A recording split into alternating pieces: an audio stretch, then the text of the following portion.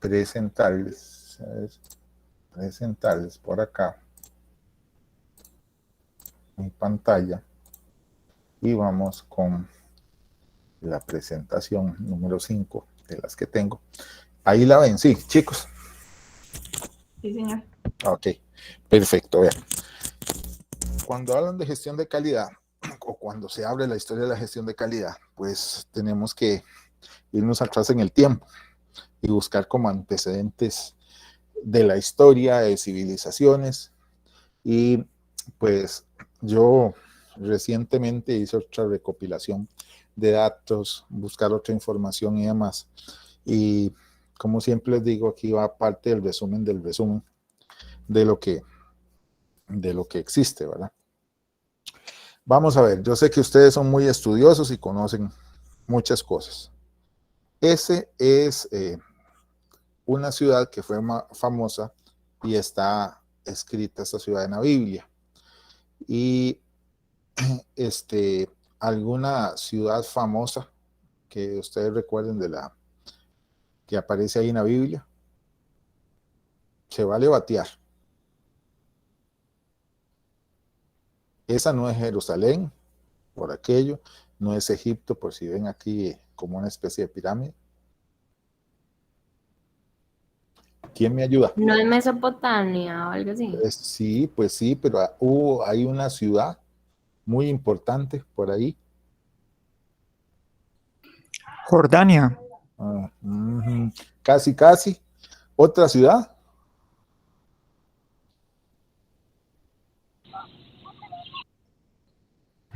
Babilonia. Correcto. Y si esta es Babilonia, ¿este río cuál es?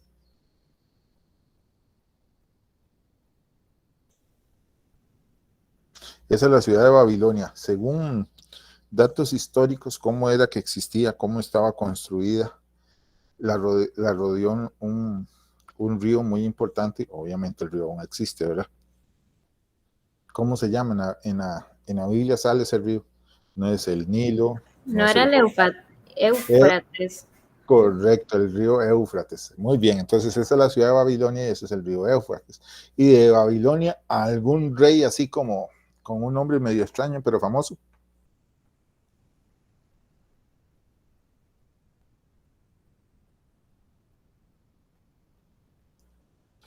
Nabucodonosor. Correcto. Entonces, vean, resulta que como ustedes ven, estas partes de acá son los templos, castillos, donde se concentraron. Acá está la parte del ejército y demás, y eso no es que yo lo inventé o esta foto, sino esta foto es una reconstrucción de lo que fue la ciudad de Babilonia.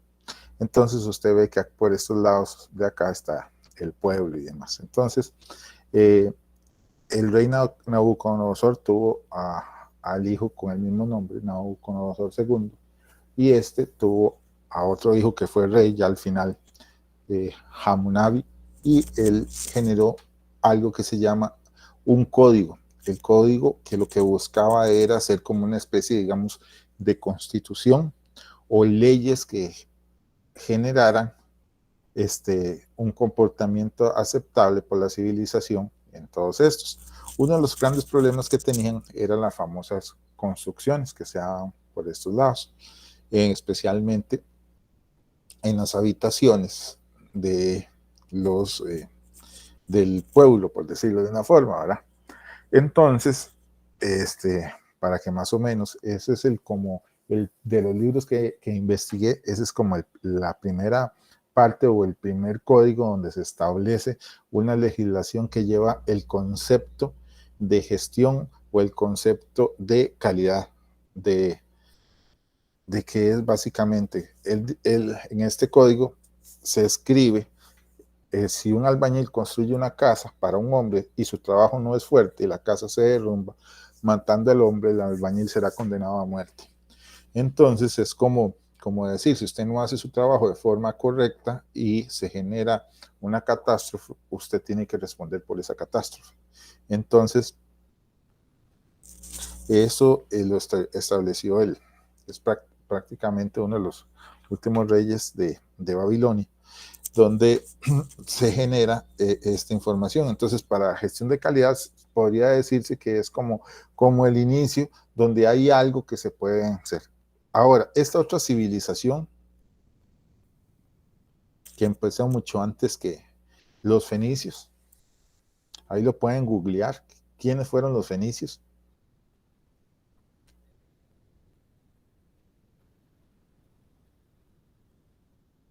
Nadie.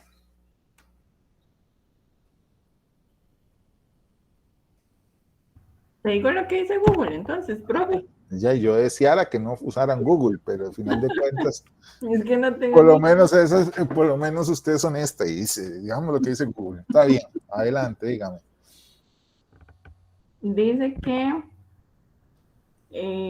eran grandes navegantes y comerciantes, crearon... Una cantidad de rutas de distribución de mercancías. A ellos se le atribuye la famosa ruta de la seda. Inventaron el alfabeto también, profe. Ajá, correcto. Los fenicios, pues ahí tenemos una foto de lo que era. Ellos se destacaron en una parte de ahí de lo que hoy, por ahí está Marruecos. Establecieron un comercio en todo lo que eran los reinados de Europa. Se dice que ellos llegaron, bordeaban todo el Mediterráneo, iban a China, traían seda de Babilonia, recorrían Egipto y traían diferentes telas, vasijas. ¿Recuerda por qué Cristóbal Colón empezó en el viaje? ¿Cuál fue la razón que no tenían en Europa, o especialmente el reinado de España, no tenía, que invirtieron en que Colón fuera? Buscar otra ruta, ¿por qué? Por la búsqueda de especies. Correcto. Tenían que buscar especies. Entonces, había un conflicto ahí por el Mediterráneo y no se podía pasar. Entonces, ellos también eran uno de los grandes que llevaban especies. Resulta que vean que ellos en el año 1200 después de Cristo, pues ahí es donde la cultura fenicia empieza a desaparecer del mapa, pero ellos dejaron, aparte del alfabeto, una serie de conceptos de mucha importancia. Imagínense que ellos podían tardar en una ruta 5 años, compraban, vendían y demás. Entonces, ellos implementaron algo que para ellos era todo un código, y es precisamente esto, que aunque se vea feo, la costumbre o práctica que los fenicios tenían era que si alguien entregaba productos de mala calidad, o no utilicemos el término calidad porque es muy relativo, o productos defectuosos, ellos le cortaban la mano.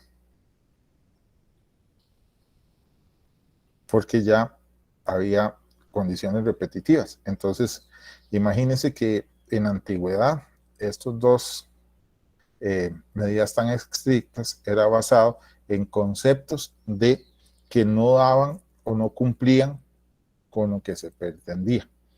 Entonces, los fenicios eran muy radicales en ese sentido. Entonces, de ellos todavía hay un montón de cosas que contar, pero estamos enfocando solamente en la parte de gestión de calidad.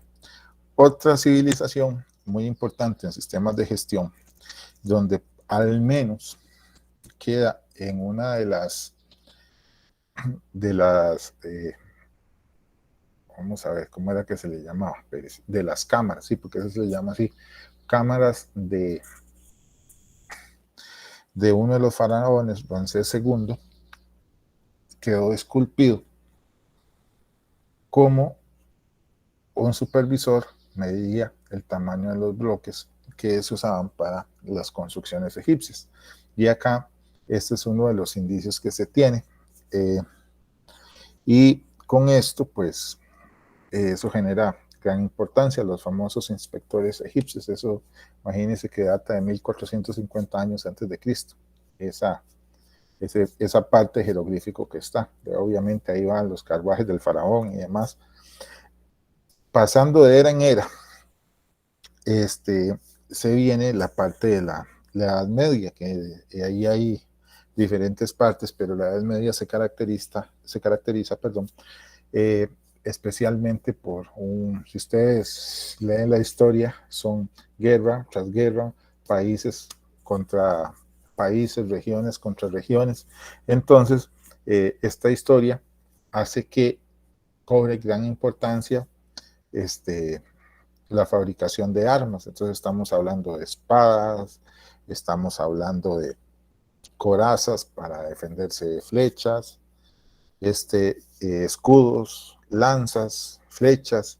Entonces, esta parte de la metalurgia enfocada a la fabricación de estos utensilios cobra mucha importancia. Los herreros que generaron, por otra parte, estaban los orfebres que generaban todo lo que las alhajas, parte de lo que la iglesia ocupaba, cáliz, copas, etcétera, para reyes, príncipes. Entonces esto generaba cierta aceptación o no del material que ellos hacían. Entonces era de gran importancia.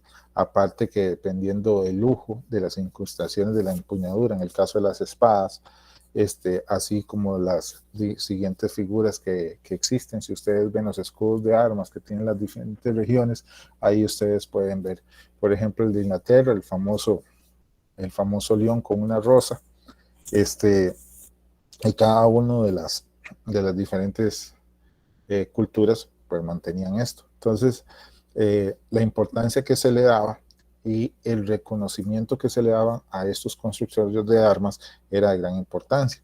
Recuerde que también la parte de las cosechas era de gran importancia y ahí empezamos con el famoso feudalismo y las consideraciones para la producción, que era muy rudimentario, pero siempre se trató de tener como gran importancia una muy buena cosecha. Los otros aspectos iniciamos acá como la revolución industrial, y en la revolución industrial pues inicia una serie de aspectos de fabricación de maquinarias que estas pues van a los mismos conceptos. O sea, estos tres tienen un concepto de durabilidad, aunque acá, al ser una nueva etapa donde el uso de maquinaria para la producción masiva generaba grandes aciertos de prueba y error. De ahí, pues, de ahí se va lo que ustedes ya conocen o emprendieron en un momento, que campesinos a la ciudad en busca de trabajo, demás, y eso empezó a hacer el crecimiento en las grandes urbes, así como todo lo que en un momento se empezó a ir gestando, que era la explotación laboral por parte de los empresarios con respecto a los trabajadores, que eso pues ustedes han recibido bastante en la carrera, pero acá nos vamos enfocando a lo que es calidad. Aquí existen dos hechos muy importantes: la Segunda y la Primera Guerra Mundial. ¿Alguno de ustedes recuerda por qué empezó todo esto de la Primera Guerra Mundial?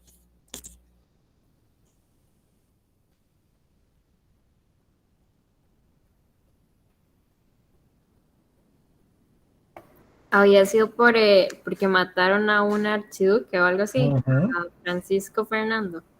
Francisco Pero eso fue como una causa, o sea, sí y no, porque ya se venían grandes problemas, por ejemplo, con la expansión de territorios, profe. O sea, ellos estaban buscando la mínima causa para poder establecer una guerra, básicamente. ¿Y la Segunda Guerra Mundial cómo empezó?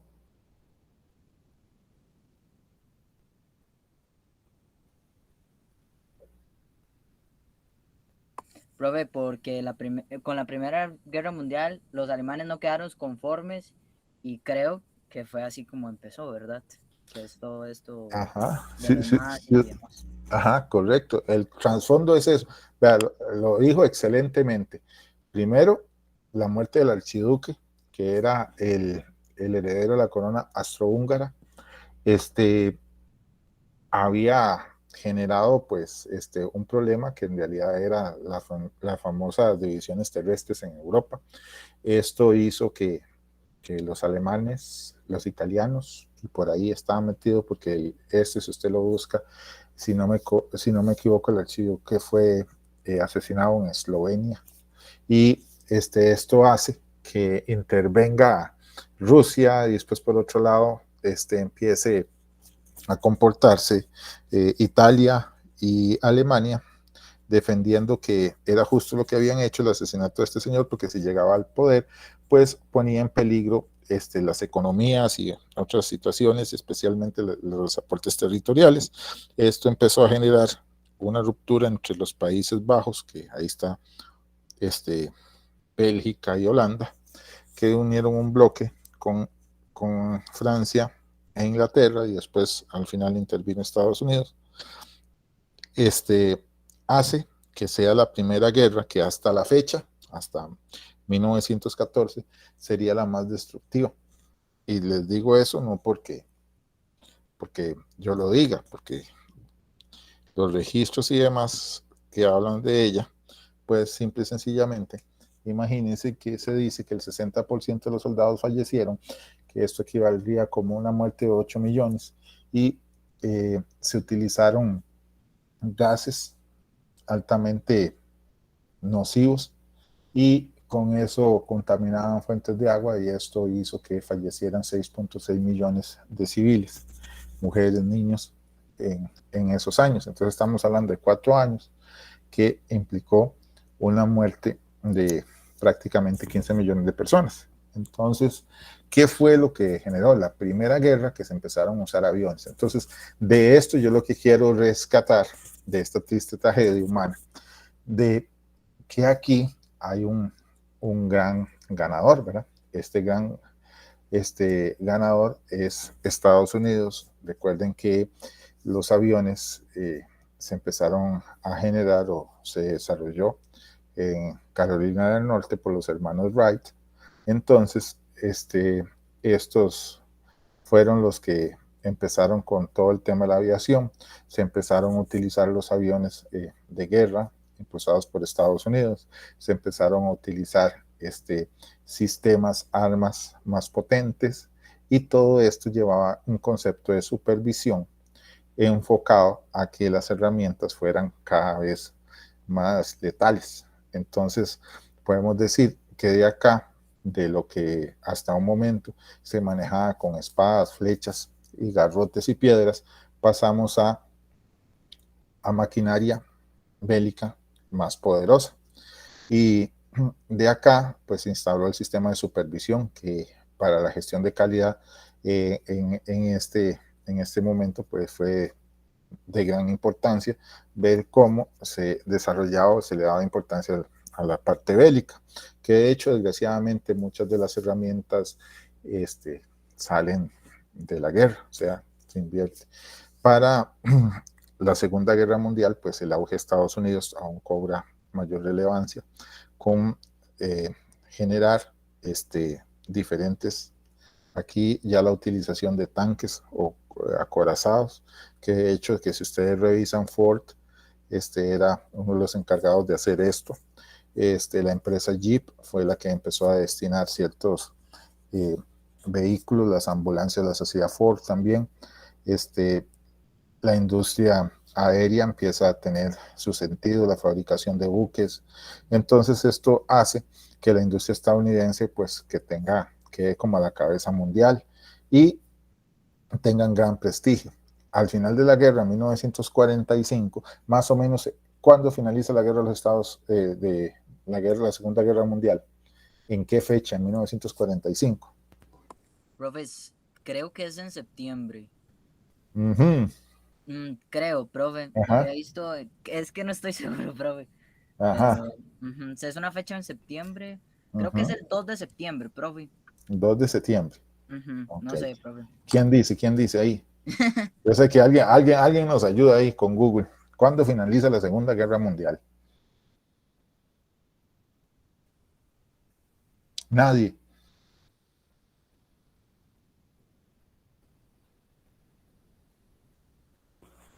Sí, la compañera que nos ayuda con Google.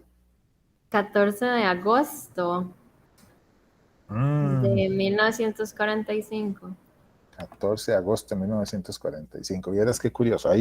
Hay dos situaciones. Una, que si ustedes revisan por ahí, hay una fecha que sucede estas imágenes. Acá, este señor sí lo conoce, ¿verdad? al menos en foto. Este es el Parlamento inglés. Churchill es. Ajá, Winston Churchill llegó y estaba celebrando. Entonces, en una fecha que fue la rendición, un general, el segundo a bordo, el segundo a mando, llega y firma en Londres la rendición de los nazis, y ustedes saben que Lenin, por otro lado, solicita que le firmen a él el documento final. Entonces, por ahí hay unos que dicen que se debe celebrar el 8 y otros el 9 de un mes ahí en específico. ¿De cuál mes? Vamos a ver, vea que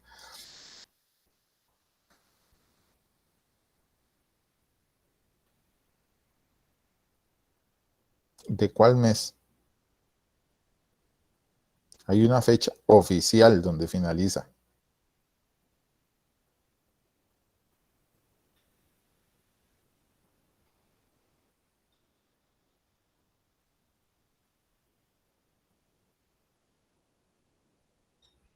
No era mayo. Ajá, exacto, el 8 de mayo de 1945. El 8 de mayo se da la rendición y ahí inicia todo eso. En 1900 y el 9 de mayo, el tercer a bordo, el tercer general, viaja para firmar frente a Lenin la rendición. Entonces, ¿qué fue lo que generó esto? Hay una situación un poco terrible, caótica, que genera, es que si ustedes ven, esta es la foto de Berlín, luego del final de la Segunda Guerra Mundial, y esta es la foto de París. Entonces, esto es súper importante para lo que va a seguir, que es la época de posguerra, que es la que se establece como el 2 de septiembre de 1945, que es precisamente que tenemos países muy importantes que estuvieron inmersos en una guerra que no producen nada y todo está en ruinas. Entonces lo que quede hay que utilizarlo para reconstruir. Quedan familias enteras fallecidas, quedan huérfanos, y en realidad esto es un caos. El otro efecto que aquí ustedes ven, la ciudad de Nueva York celebrando el final de la Segunda Guerra Mundial, donde un país donde directamente no tuvo impacto en su territorio, pero sí tuvo, al no ser el impacto de Pearl Harbor, ¿verdad?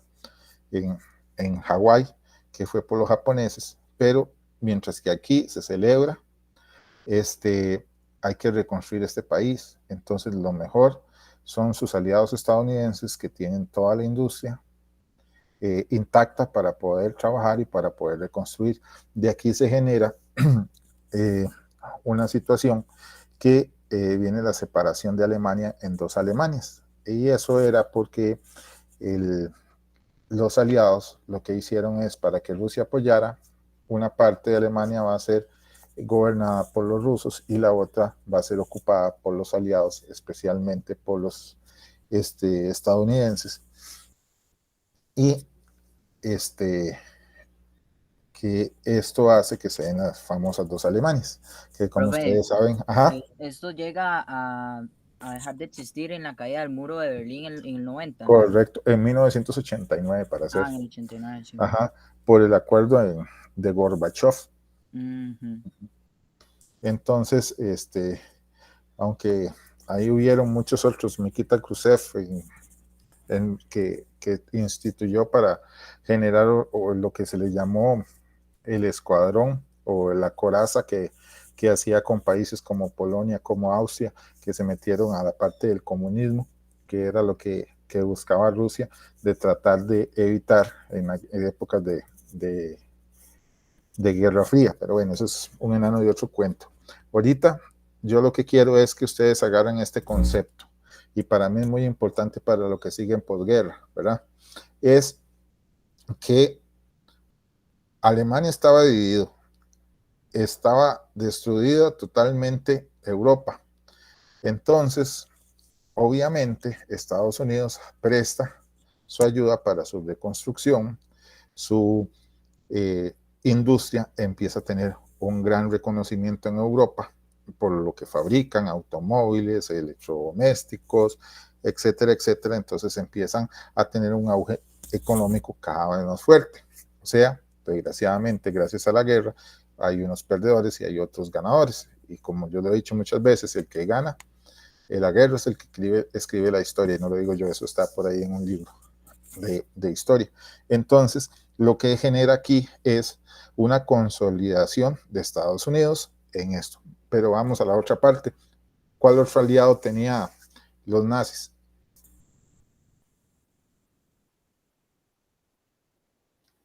No tenía ningún aliado, Adolf Hitler.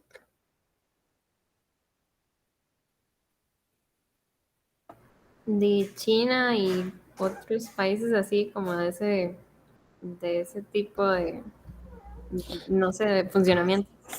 En realidad, si ustedes se van, el aliado era Japón. Japón, sí, profe, ahí es donde cae la primera La primera, bomba, la primera sí, bomba atómica en realidad la segunda, porque Hiroshima. se hace una prueba en el desierto de Nuevo México, obviamente con una cantidad mínima de esto, pero vean ustedes, si ustedes ven, la bomba de Hiroshima-Nagasaki es lanzada por SS Missouri, que es el portaaviones que transporta este avión, valga la redundancia, y eso se gesta un 6 de agosto de 1945. ¿Por qué?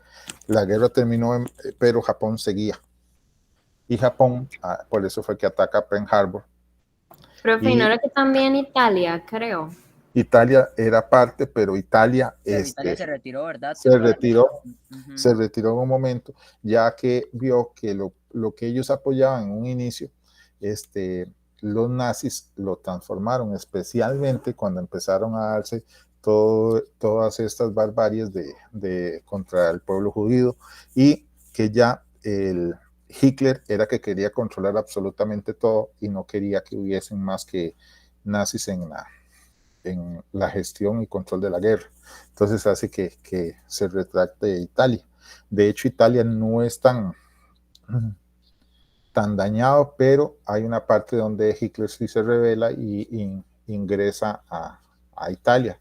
Y más bien Italia se revela y trata de apoyar y ver cómo ayudan el rescate a Francia. Entonces, bueno, eso es mucha cosa.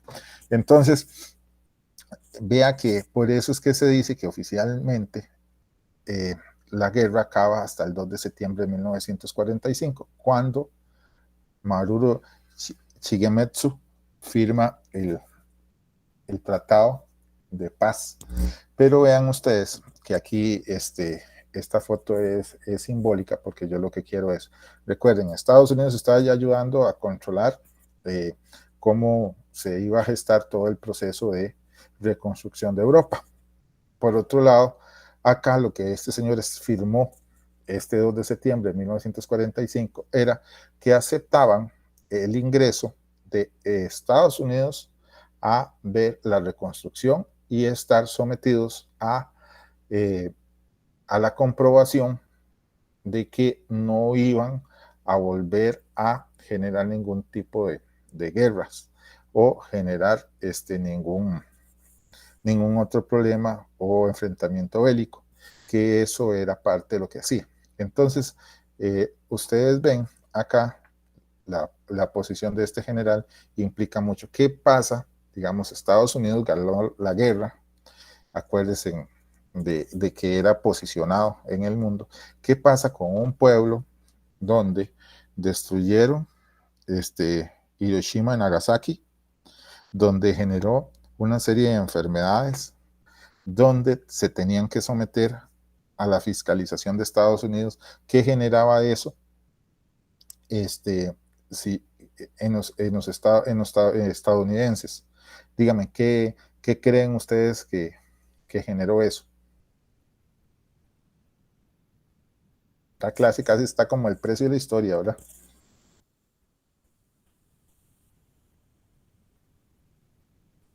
Profe, digamos, la situación lo que hace es generar pues, riquezas en los Estados Unidos, Ujú, ya que ese es el país que no fue afectado directamente, ujú, entonces Europa tenía que ver de qué manera reconstruirse, entonces ujú. pedirle préstamos a ellos para la Y reconstrucción del apoyarse en país. ellos, ¿sí? Exactamente. ¿Y eso Entonces, qué es lo que hace cuando eso sucede? ¿Qué es lo que generó en los Estados Unidos? En di, las profe, personas. yo creo que un fuerte nacionalismo, bueno, Sí, un ese fuerte. nacionalismo actual, Ajá, correcto. pero, ajá, ¿verdad, profe? Y un sentido de superioridad, Claro. Ujú. y especialmente contra Japón. Entonces vea que en 1945, luego de esto, empieza lo que es la famosa reconstrucción japonesa. Eh, Se hace un grupo, y aquí es súper importante porque se hace un grupo de personas o de notables, por decirlo de alguna forma, donde viajan a Japón, patrocinados por el gobierno de Estados Unidos, para ver qué opciones había para mejorar lo que Japón y llevarlo por la senda de conformismo y paz. Entonces, esto hace, y acá se los digo, esto hace que haya ciertas inconformidades de los habitantes japoneses con la intervención de los Estados Unidos. Obviamente, esto lo que hace es que haya cierto resentimiento, recelo. Esto hacía que, pues, los Estados Unidos pues tratara de ver cómo ingresaba o cómo trataba de mejorar la situación de la relación bilateral, pero era un poco difícil. Resulta que hay aspectos de los japoneses muy arraigados, que es su, su honra, que ahí lo muestro con esa imagen del Museo de Japón, donde están estos samuráis, y su forma de ver la vida, y para ellos era como una deshonra todo lo que había hecho Estados Unidos y cómo habían perdido vidas por causas que al final de cuentas no eran las mejores. Entonces había como una controversia en esos años. En 1946-47 las relaciones pues no iban muy bien, aunque Estados Unidos seguía interviniendo ahí. Hay una persona que llega a un puesto alto en el gobierno de los Estados Unidos y busca cómo hacer que la industria estadounidense apoye a la industria japonesa, para lo cual para los Estados Unidos decían que eran una sociedad pues un poco atrasada, y que no era como algo que se podía lograr, que los japoneses no tenían mucho conocimiento de muchas cosas, que era muy difícil tratar con ellos, etcétera, etcétera, etcétera. Entonces, resulta, así se los voy a decir, que para ellos esto era como, como toda una odisea, ¿verdad? Como toda una situación pues que engorrosa, que no se podía hacer. Pero acuérdense, Estados Unidos tenía la plata, tenía el control, tenía una industria creciente que tenía gran renombre, pero funcionaba bajo otro esquema. Entonces, esta imagen que yo les pongo acá es un hecho real que está tomado de un modelo de calidad total de un libro de 1996, y esto es algo real. Es la diferencia entre Japón y el occidente de 1980. Una empresa estadounidense, y para hacerlo concretamente la empresa IBM, solicita a una empresa japonesa llamada Sanyo, no sé si alguna vez han escuchado esa marca, 10,000 piezas para hacer ordenadores, o sea, computadoras, no sé qué, y necesitaban una especie como de transistores. Y le pone para la época que necesitaba 10,000 piezas, pero le exigía una tasa de defectos de 0.3 por mil. Imagínense, o sea, que para aquella época esto era en Estados Unidos un nivel de calidad muy exigido. Cuando ya finalizó el plazo, como dice ahí, recibieron 2 cajas, una enorme donde venía todas las partes que ocupaban, y una pequeña junto con una nota que decía o se leía algo así: esta es la caja grande con los 9.997 unidades sin defectos, y la caja pequeña le enviamos las 3 unidades defectuosas, aunque no sabemos para qué la quieren, pero el cliente siempre tiene la razón. Entonces, para esta empresa, eso fue como un golpe bajo. ¿Cómo? Esos japonesitos me están diciendo a mí que ellos pueden hacer las cosas perfectas. Entonces, ahí fue donde empieza una lucha de qué fue lo que sucedió. Y Profe. algunos saben qué fue lo que sucedió, por qué Japón, en ruinas, siendo menospreciado, intervenido por Estados Unidos, ahora en 1980 empieza a hacer productos de alta gama que compiten contra los que puede hacer cualquier país. Sí, ¿qué me ibas a decir? Profe, justo eso, yo estaba viendo un documental de qué manera Japón ha surgido, y es porque ellos, digamos, todas las fabricaciones, bueno, todas las cosas que hacen, todo se invierte en el propio país. O sea, todos los materiales y todas las cosas las hacen ellos mismos. Además que la forma de trabajo es muchísimo más eficiente de la que hay en otros países. Entonces sí, sería como eso, profe. Sí, pero ¿qué fue lo que sucedió?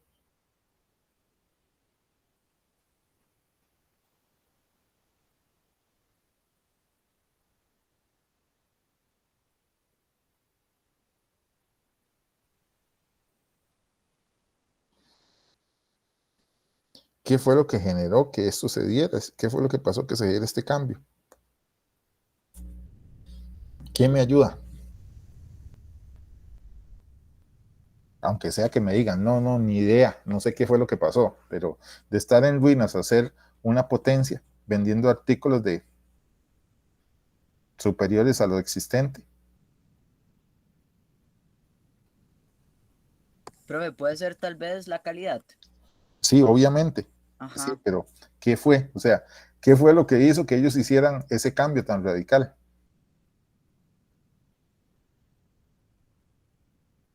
Se vale decir, no sé, ni me imagino, no tengo idea. Porque si estuviéramos en clases presenciales, sí empiezo a preguntar. O pregunto por lista. Profe, ¿cuál fue la pregunta? Perdón. ¿Qué fue lo que pasó en Japón para que después de la Segunda Guerra Mundial, que estaba en ruinas y eran considerados que hacían productos de mala calidad, y de un momento a otro, en 1980, hacían cualquier cantidad de producto con una calidad superior a todo lo existente? ¿Qué fue lo que sucedió?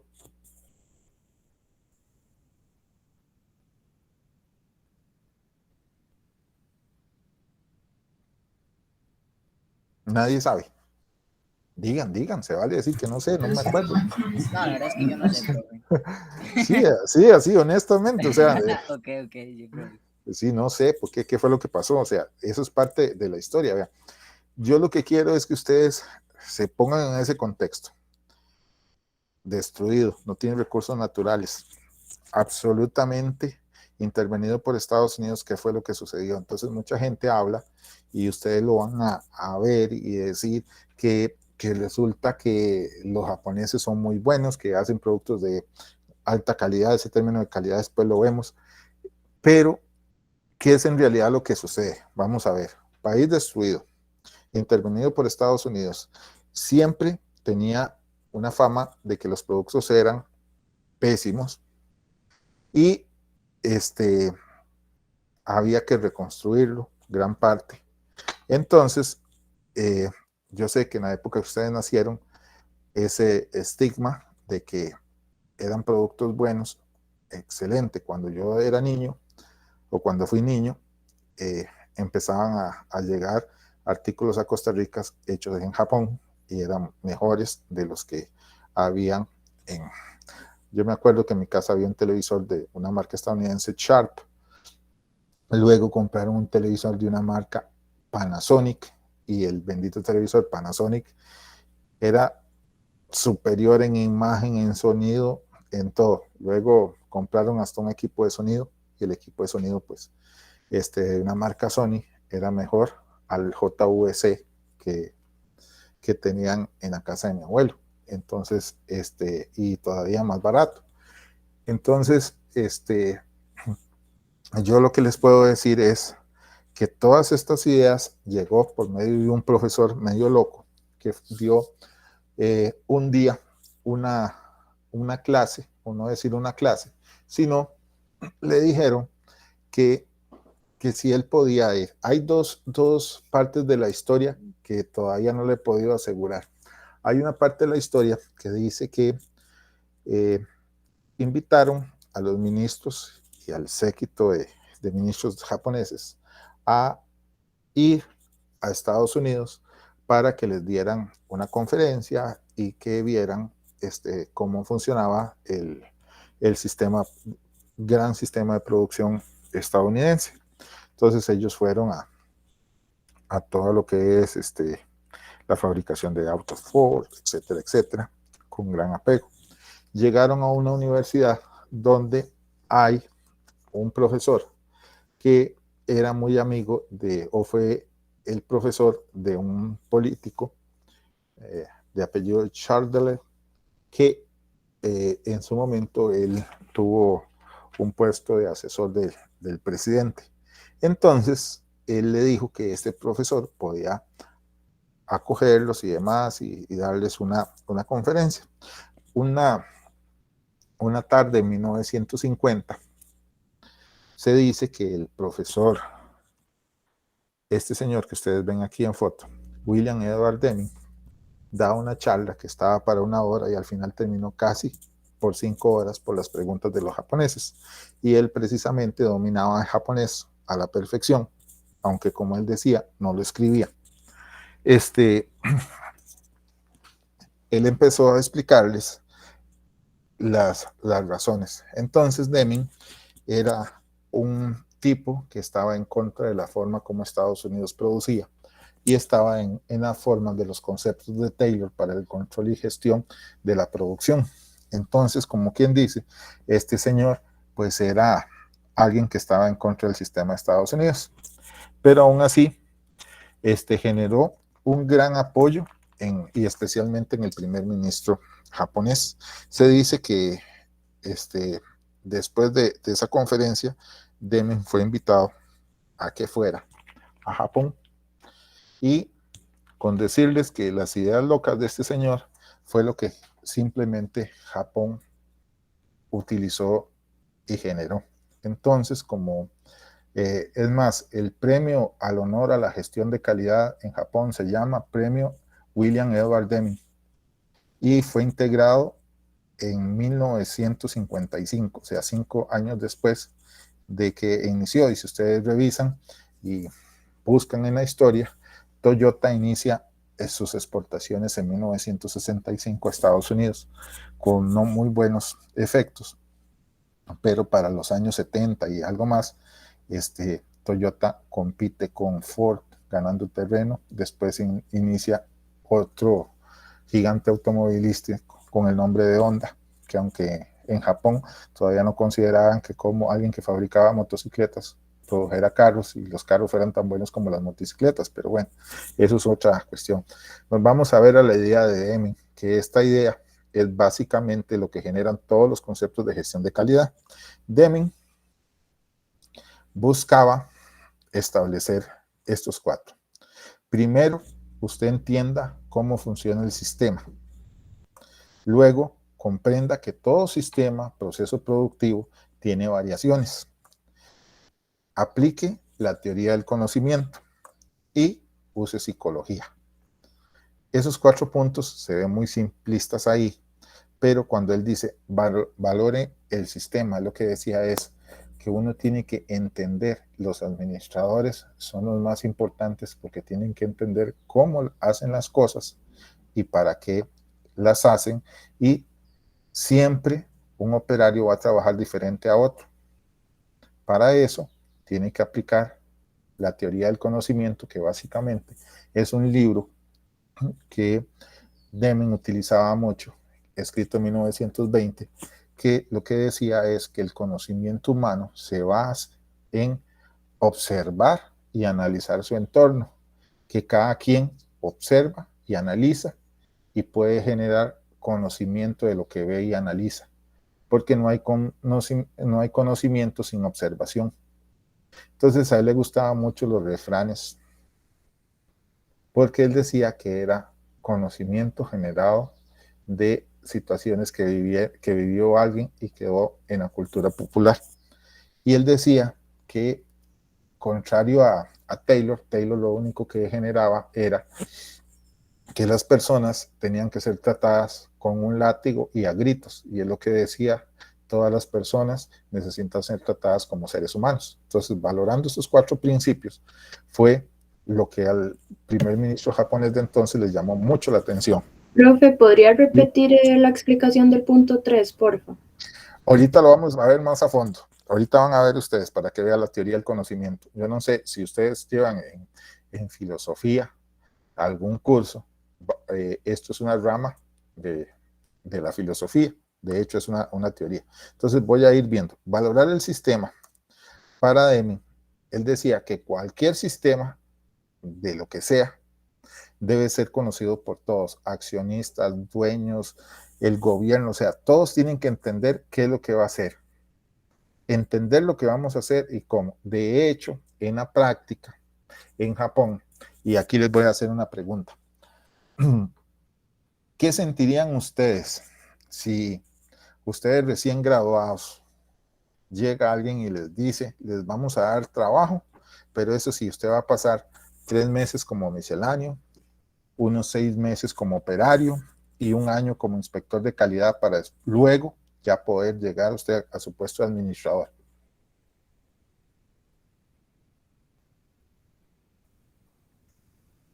Profe, yo lo aceptaría porque me ayudaría a conocer el lugar donde voy a trabajar a fondo y además adquirir experiencia en diferentes puestos y no únicamente en el que yo me voy a desempeñar.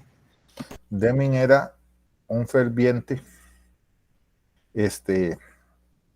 impulsador de esos conceptos. De hecho, en Japón, la Universidad de Tokio prepara ingenieros en diferentes áreas.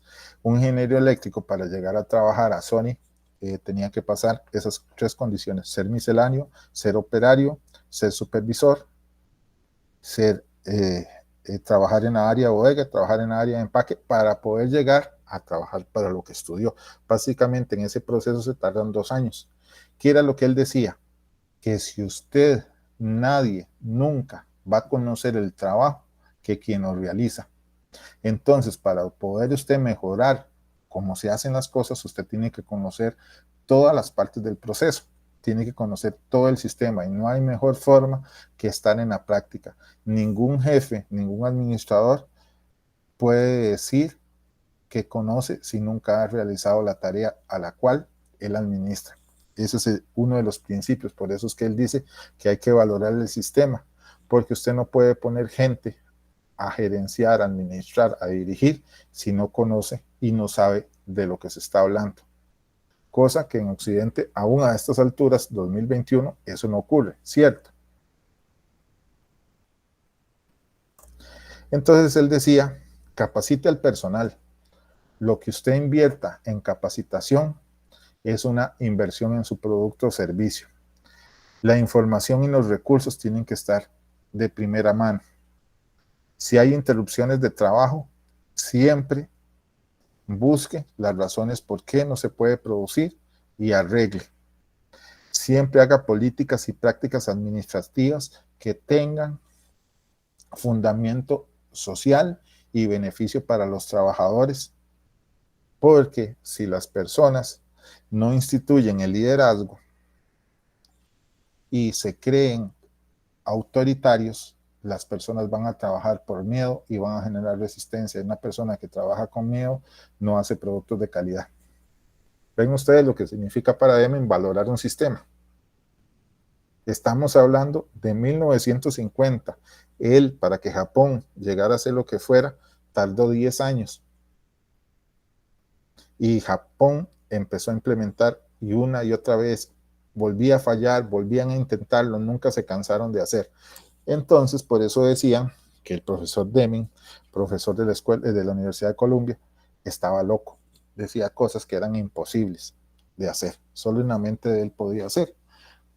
eso fue lo que ocurrió en 1980 cuando empezaron a preocuparse que la industria japonesa estaba en todas las partes del planeta y estaba compitiendo con los mejores vehículos, con los mejores televisores, con los mejores equipos de sonido, desarrollando nuevas tecnologías, desarrollando trenes bala más adelante. Y simple y sencillamente, ¿qué fue lo que sucedió? Que era lo que los estadounidenses no entendían y los europeos se preguntaban. Y fue que ellos rechazaron las ideas de Deming, así simple y sencillamente. Entonces, la comprensión de la variación. Deming era un apasionado de los números y era una persona enamorada de la estadística. Entonces, él decía que siempre va a haber variaciones.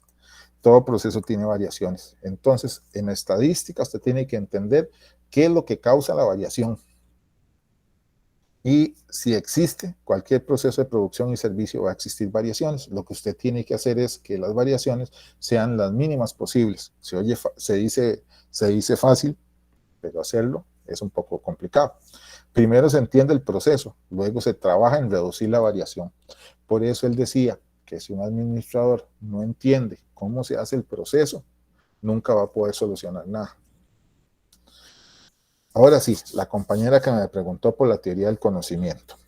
Vea, es fundamental esta parte, que es a lo que voy. No hay conocimiento sin interpretación. Si la interpretación que representa una actividad de la mente está sujeta siempre a la comprobación de experiencias futuras. ¿Cómo es posible el conocimiento? En el mejor de los casos, solo es probable un argumento del pasado al futuro, incluso una probabilidad se debe basar en los principios que son por sí mismos más probables. Aquí, este pequeño trozo es tomado de este libro, obviamente traducido, The Mind of the World, de Clarence Irwin Lewis, que como le digo, este libro, yo creo que no sé si está en digital ahí no, pero si a ustedes les gusta la lectura y les gusta temas como este es una buena paradoja para ustedes entender por qué Deming choca tanto con las ideas de Taylor y choca tanto de la forma de fabricar las cosas, porque en 1950, cuando estuvo el señor Deming, él criticaba mucho la industria estadounidense y europea porque se preocupaban de producir y producir y producir, pero no estaban seguros que lo que estuvieran produciendo iba a cumplir la razón del por qué fue fabricado. Entonces, en la teoría del conocimiento, Deming decía, en resumen, que los administradores deben entender cómo funcionan las cosas porque deben ser eficaces en las decisiones, porque la decisión que toma hoy va a afectar el futuro. Cualquier plan racional, por sencillo que sea, requiere una predicción o una relación de las condiciones, el comportamiento y la comparación del desempeño, y estas predicciones se deben basar en la teoría. Lo que él decía es, por un simple plan, siempre póngalo en papel, analice lo que puede suceder y trate de corregir lo que usted no quiere que suceda. Entonces, como ahí les puse, es una rama de la filosofía que se ocupa de la naturaleza y alcanza el conocimiento, sus supuestos y bases de confiabilidad. Él decía que las buenas ideas parten de un análisis, de observar. Y él siempre decía en sus conferencias que no hay persona más analítica que un niño cuando juega, porque él está capturando la esencia de lo que está. Y nosotros de adultos nos asumimos en tantos conceptos que nunca volvemos a ser niños. Y a veces hay que aprender a ser niños para poder comprender qué es lo que sucede a nuestro alrededor. Entonces, esta teoría del conocimiento era lo que genera una serie de valores en Deming que lo traslada a japonés con sus valores autóctonos sociales. Entonces él decía que el cuarto aspecto de la psicología, él lo pintaba así. Dice que toda persona puede ser motivada de forma intrínseca o extrínseca, pero lo más importante es que esa persona se automotive, o sea, de forma interna. Voy a usar las palabras de un ex profesor mío de la UCR, que él decía que si usted lee este concepto que dejó Deming en una de sus conferencias, que lo que tiene que buscar todo administrador es que las personas se automotiven, y la única forma es que lo que Deming estaba diciendo ahí no es que se pongan la camiseta, es que en realidad que las personas se tatúen la camiseta.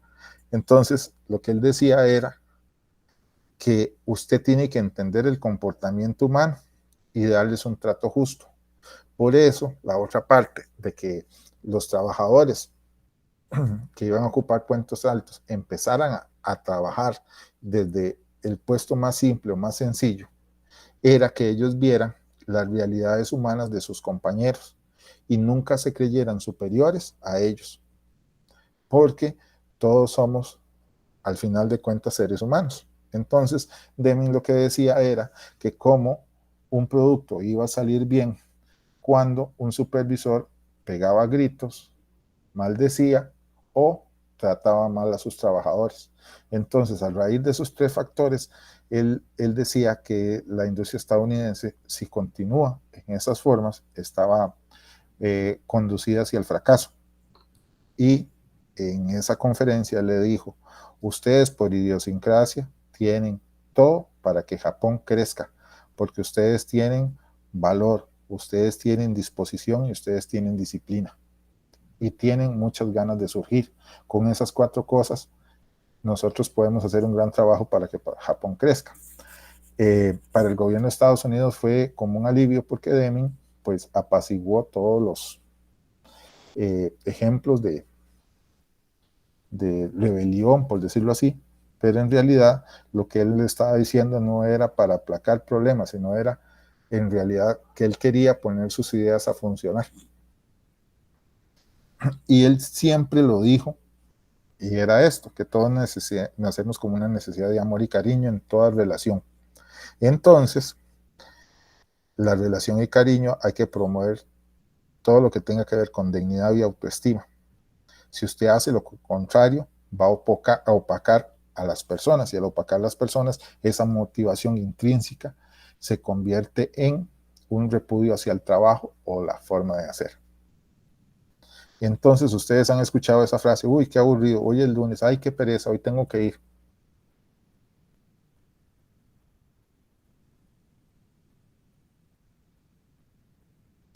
Y una frase que voy a utilizar de Steve Jobs dice que uno de los grandes problemas de las empresas, ¿verdad?, era capacitar a las personas y generar personas malas. Entonces, Steve Jobs decía que el problema no era capacitar a las personas, era todo un privilegio capacitar. El problema era no capacitarlas y tras de eso que se queden. Entonces, estos eran los cuatro aspectos que Deming insistía mucho. Vean que si ustedes ven aquí plasmado esto, es lo que ustedes ven en los artículos japoneses, es lo que ven en los servicios de japonés, de respeto, de igualdad y ganas de trabajar y hacer las cosas. Obviamente que a través de los años pues se les empezó a criticar de que ellos generaban una serie de exceso de trabajo que hacía que la gente se estresara a tal momento que existía una alta ola de suicidios en Japón. Pues bueno, eso es parte en realidad de ese concepto que ellos tienen de valor y de responsabilidad, que llegan a condiciones muy extremas. Entonces este señor, que nace en 1990 y en 1993 fallece, nada más que su último acto público lo da en 1990, entregando el premio que lleva su nombre a una empresa que seguramente ustedes conocen. Ni idea. Una empresa que hace juegos de video que se llama Nintendo, entregando a Nintendo el premio Deming a la gestión de calidad por su desempeño en producir nuevos productos de alta gama y adicionalmente innovadores. Entonces, para que ustedes más o menos ahí tengan. Entonces, Deming establece algo que se llama la filosofía de Deming, que son 14 puntos. Yo no voy a desarrollar los 14 puntos porque si no, se nos hace eterno la clase. Yo sé que esta clase es un poco, tal vez para algunos aburrida, cansada de estarme escuchando tanto, pero bueno, vamos a ver. Dice que hay que crear y dar a conocer todos los empleados los objetivos y propósitos de la organización. Es decir, que todos tienen que trabajar en una misma línea. Hay que aprender una nueva filosofía. Lo que decía con esto es, olvídense de preocuparse cuánto producen. Olvídense de que las personas son máquinas. Olvídense que las cosas hay que hacerlos por satisfacer la producción, sino enfóquese que hay que hacer las cosas bien siempre y cada vez se puede mejorar. Entender los propósitos de la inspección, mejorar los procesos y reducir los costos. Es lo que decía es, yo no inspecciono para ver si un producto está bien o mal. Yo tengo que enfocarme en el proceso y ver qué podemos hacer para reducir el costo y la probabilidad que salga algún defecto. Como les dije, terminar con las prácticas de contrato por precio. Es decir, yo produzco y produzco. Entre más volumen, podemos bajarle el precio.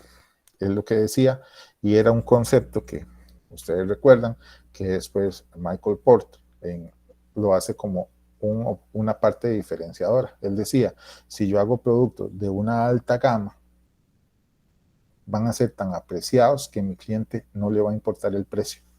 Entonces, imagínense, eso está contrario a la producción que hacía Estados Unidos. Yo produzco y produzco y produzco porque tengo a países que necesitan esa producción. Eso, necesitan varillas, necesitan un montón de artefactos para reconstruir. Mejorar el producto y servicio de forma continua y permanente, o sea, nunca se quede estático, siempre trate de mejorar. Capacita el personal, enséñele el liderazgo, elimine el temor, cree confianza.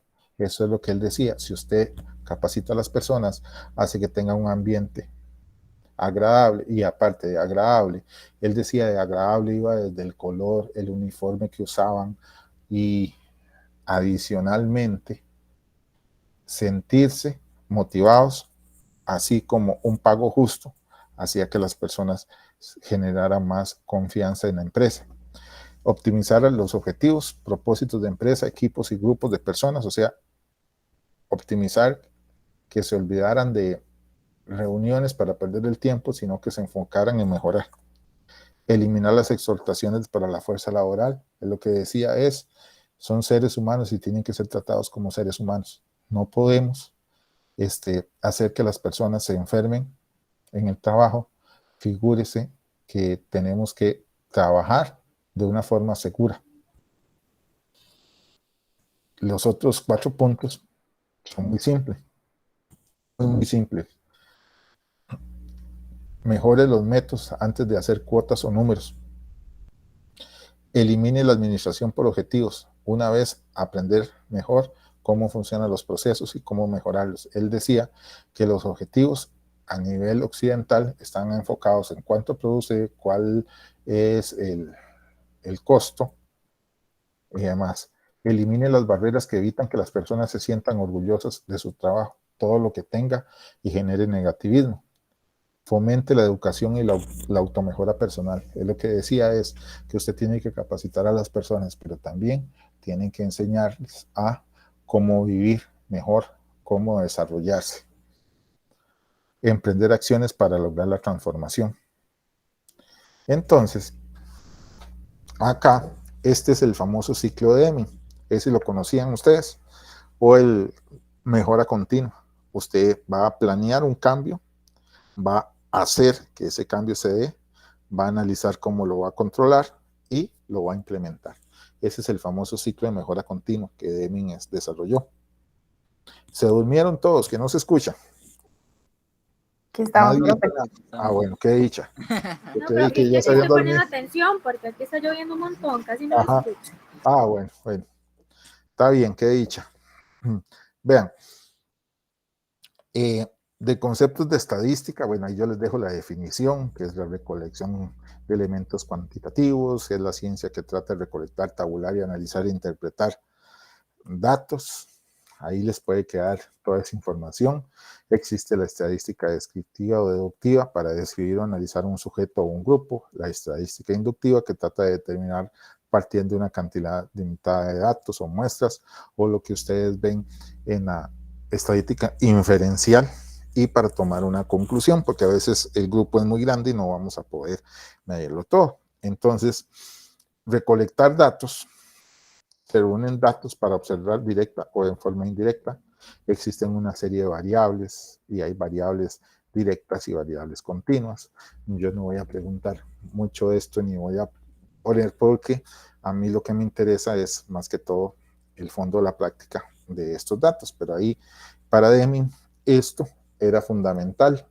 Si era tan fundamental que las personas fueran motivadas, también era tan importante desarrollar y que las personas entendieran lo que hacían, cómo lo hacían, y que eso podía afectar la continuidad del proceso o el producto y las formas fáciles, prácticas de hacerlo y motivarlo y medirlo y controlarlo. De aquí voy a empezar con este otro señor, que este otro señor fue un gran amigo de Deming. Él es, recuerden que Deming nació en 1900, Joseph Juran, nace en 1904, fue profesor de la Universidad de Columbia también, profesor en estadística y un gran amante de la filosofía de Deming, y de hecho ellos trabajaron muy fuerte. Él fue uno de los asesores para una empresa que ustedes conocen muy bien, una empresa japonesa llamada Toyota. Y resulta que este señor siempre dijo, hay un libro de él, que ahorita estoy mal de la memoria porque ya se me olvidó el libro de Joseph Juran, que él decía que la calidad se desarrolla dependiendo donde germine la semilla. Y en el caso de Japón, se desarrolló más fácil por la forma de ver el mundo del japonés. Y decía que nosotros a nivel de occidente se desarrollaron tantos los conceptos taylorianos que se dejaron de lado los principios humanísticos de una relación del trabajo. Entonces, pues por ahí va en esa parte.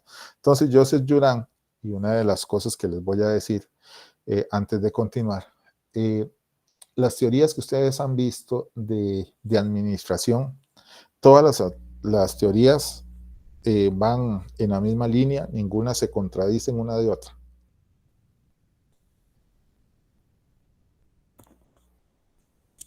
Chicos.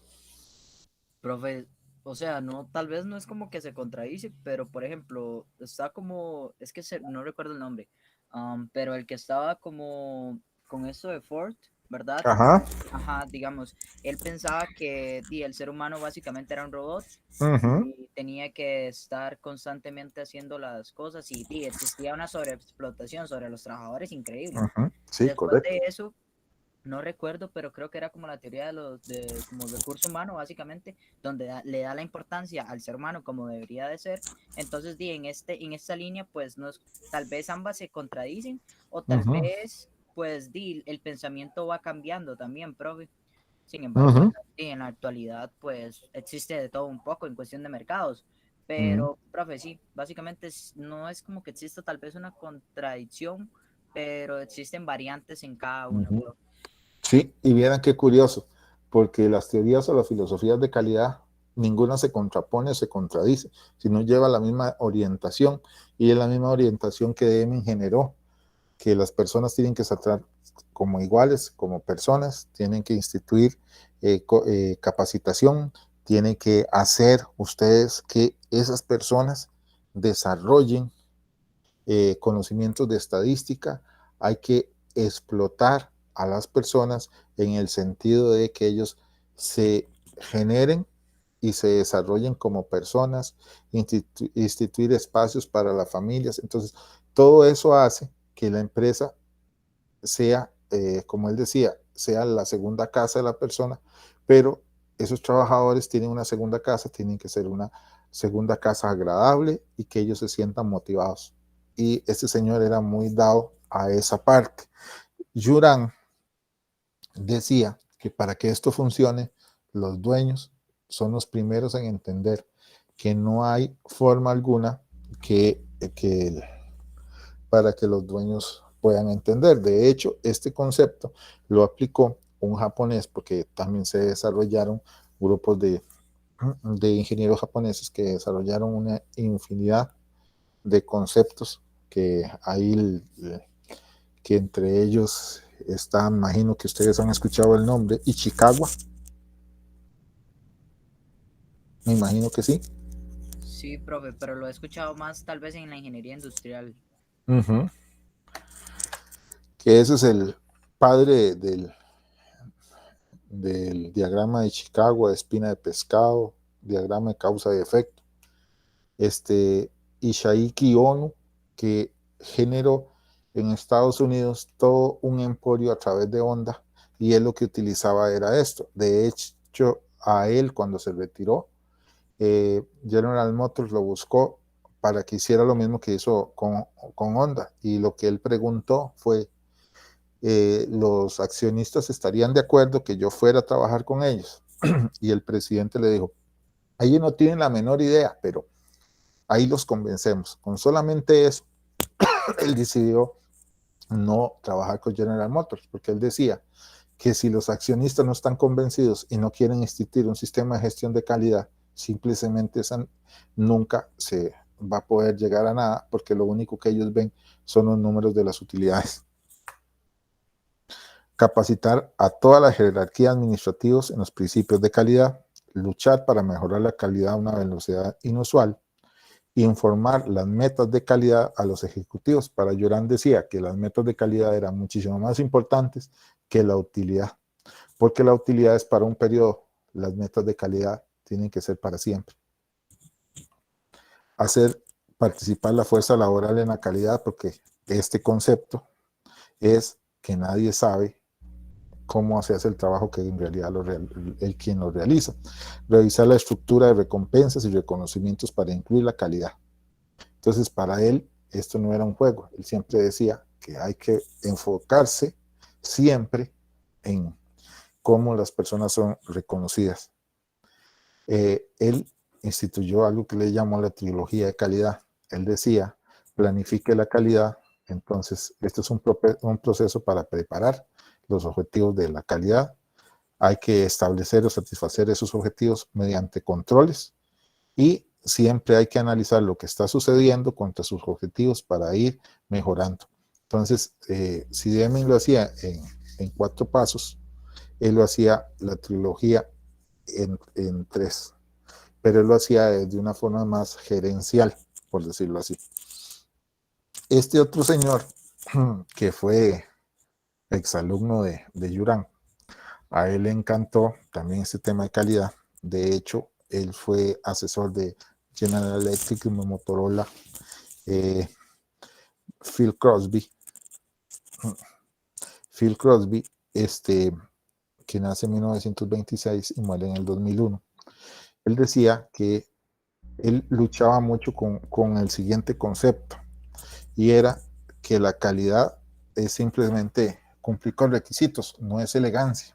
Entonces él lo que decía era, y usaba siempre un ejemplo, ¿qué sentiría usted que usted es un buzo profesional y compra un reloj, y el reloj dice que soporta 100 metros de profundidad bajo el océano, y cuando usted se sumerge, lo primero que usted ve es que se le metió agua al reloj?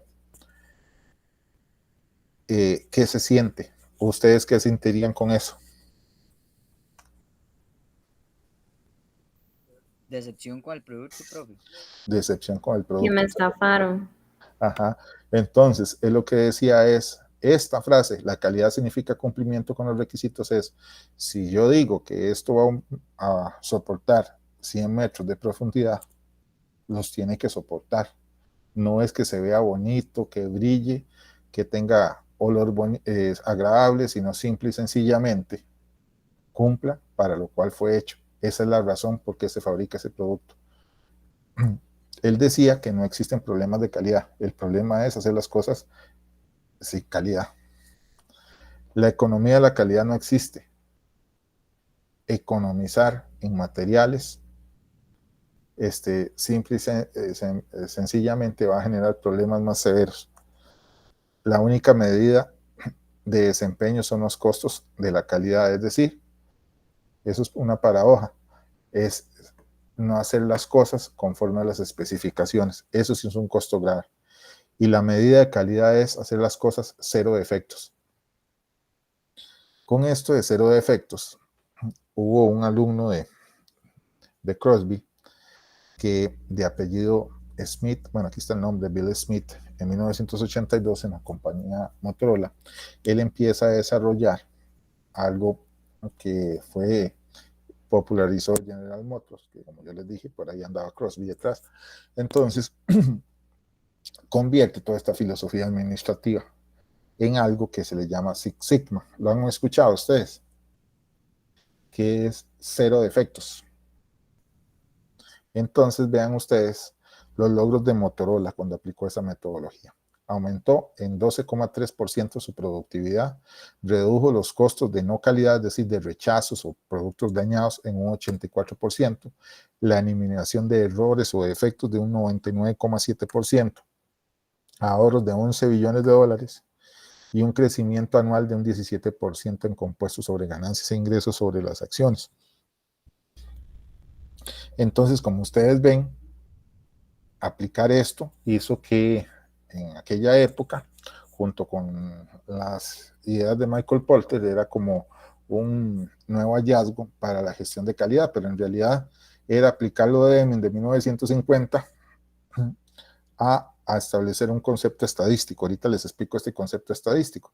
Pero el Six Sigma se convirtió en la realidad en una herramienta de benchmarking para que las empresas estadounidenses se compararan una con otra en el sector. E impulsar esa idea de hacer las cosas cero defectos.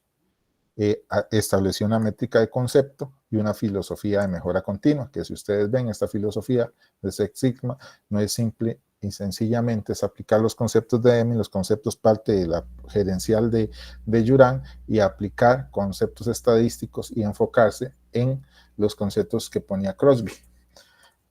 Y él lo que decía es que hay que buscar una estrategia de este concepto y mejorar una visión.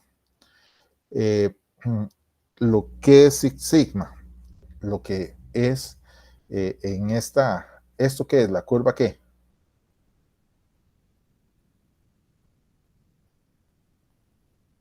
Oiga, nada más falta el grillillo de fondo porque nadie responde hoy. Profe, el punto más alto sería la moda. Ajá. Sí, pero ¿esto cómo se llama? La distribución. Una distribución normal. Entonces, digamos, esto es la altura de las personas, ¿verdad? Entonces, que hay personas, pues, altas, otras más bajitas, y hay un concepto. Six Sigma lo que hace es generar los conceptos o efectos que estén prácticamente centrados. O sea, es una métrica de medición de defectos. Entonces, lo que busca es que no sea un tamaño muy amplio, que no haya dispersión, sino tratar de ajustar siempre al centro, o sea, que los defectos no se generen. Eso es un concepto meramente estadístico, pero vamos a ir, imagínense ustedes una alfombra en un mall donde ustedes ingresan y ustedes tienen varios conceptos. Entonces, por ejemplo, una medida de 3 sigma significa que una alfombra de 4, un cuadrado de 4 por 4, es decir, de 16 metros cuadrados, va a tener una parte sucia de 0,67 metros. Si yo lo quiero hacer por porcentaje, yo divido 0,67 metros cuadrados entre los 16 metros cuadrados que tiene. Dice que es si lo hacen ahí, aquí lo estoy haciendo con la calculadora de mi teléfono, es 4,18%. Se la juegan ustedes que van a encontrar 4% de esa alfombra sucia. Ahora, si lo ponemos con 4 sigma, quiere decir que vamos a tener 0,64 dividido entre 16, vamos a tener simple y sencillamente un 0,4% de suciedad. Si lo hacemos con una 5 sigma, la variación va a ser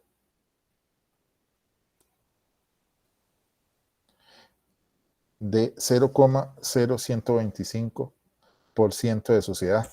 Y si lo hacemos con Six Sigma, nada más es eso, 0,00003 dividido entre 16. Eso quiere decir que es 0,0018% de suciedad. O sea, lo que ellos decían era que se acepta un defecto por cada millón de piezas y que ese defecto el cliente no lo va a notar. Entonces, por ejemplo, este fue el concepto de cero defectos, porque siempre va a existir un pequeño error, pero el error que se detecte va a ser casi que imperceptible para el cliente. Ese, digamos, es la conceptualización de Six Sigma. Ok. Esto genera un montón de conceptos más a nivel de la historia, que va desde, este es el Daymark, o que es ampliar los conceptos del sistema de mejora continua de DEMI, que usted si tiene un problema o un defecto de calidad, esto lo hacen el concepto japonés que se llama Kaizen, que es, en español podemos decir hacer las cosas mejor, estar mejor o mejor para mejorar. Es una cuestión así. Entonces es lo que dice el Kaizen, que usted tiene que definir el problema al cual usted se enfrenta, ver cómo lo va a medir. Después de medir, usted lo va a analizar. Después va a establecer cómo lo va a mejorar y cómo lo va a controlar. Entonces, esto se aplica como concepto para lo que es los procesos de mejora continua. Entonces, acá viene toda la explicación para que ustedes lo tengan ahí. Definir, desentender el problema y solucionar. Se concluyen los clientes. Ahí, en realidad, todo lo que acabo de explicar, ahí está en el concepto, que eso ahora, como siempre, después de ver. Llegando a esto, el concepto de calidad, pues calidad es cumplir en realidad con los requerimientos. Ahí viene que viene del latín de qualitas artis, que según la Real Academia Española de la Lengua, es la prioridad o conjunto de propiedades inherentes en una cosa que permiten apreciarlo como igual, mejor, peor que los restantes de su especie. En pocas palabras, ese término bien, bueno, malo, va enfocado precisamente en esto, que esto es una propiedad o conjunto de propiedades o características que tiene un producto que lo hacen bueno o malo cuando se compara con otro, es lo que está diciendo. El concepto que calidad es algo bueno o algo malo, no, en realidad es que un producto está diseñado para cumplir con ciertas características. Entonces se lo pongo de esta manera. Acuérdese que hay ciertos productos que están para una gama, como yo lo pusimos, por ejemplo, un Ferrari te va a llegar de un lugar A a un lugar B, pero ahí intervienen una serie de otras condiciones que es lo mismo que te va a llevar una bicicleta, pero son principios diferentes, calidades diferentes, gamas diferentes. Entonces, acuérdese que la calidad es cumplir con requisitos, como lo dijo Crosby, o sea, para la razón para la cual está lo que está hecho. Entonces, hay diferentes conceptos, como yo le dije, ninguna teoría de calidad se contrapone una con la otra.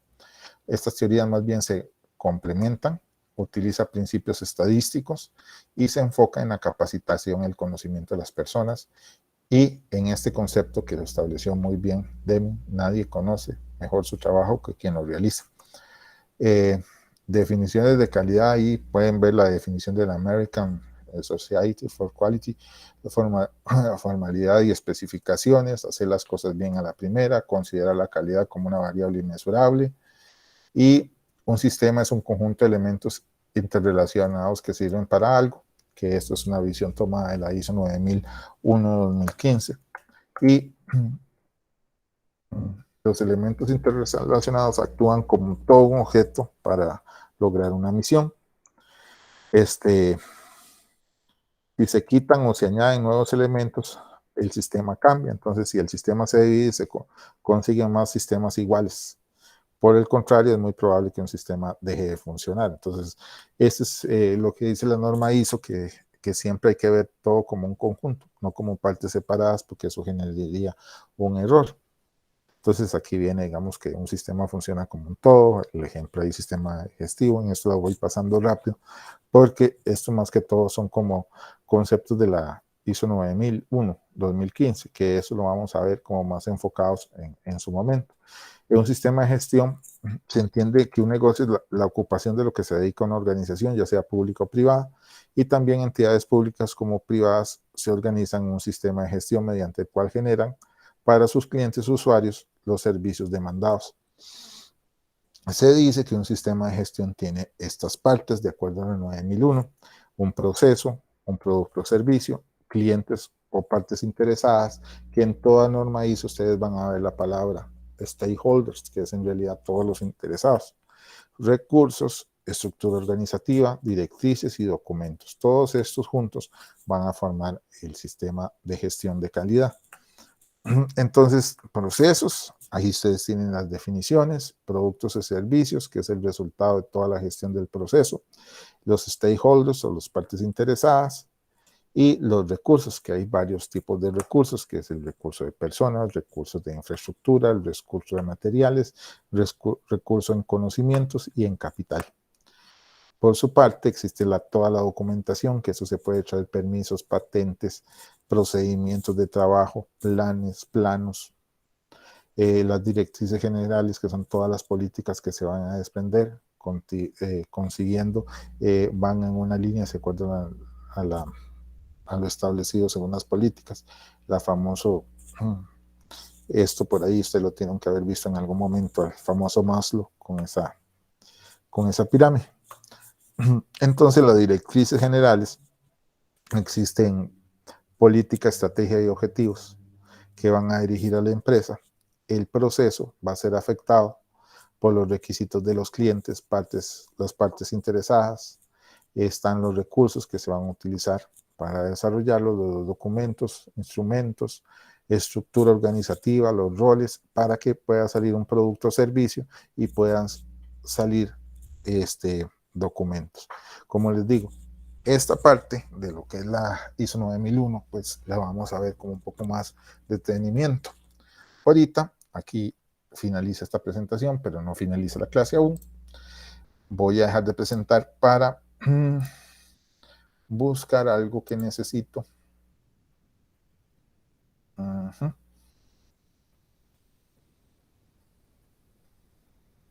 sí,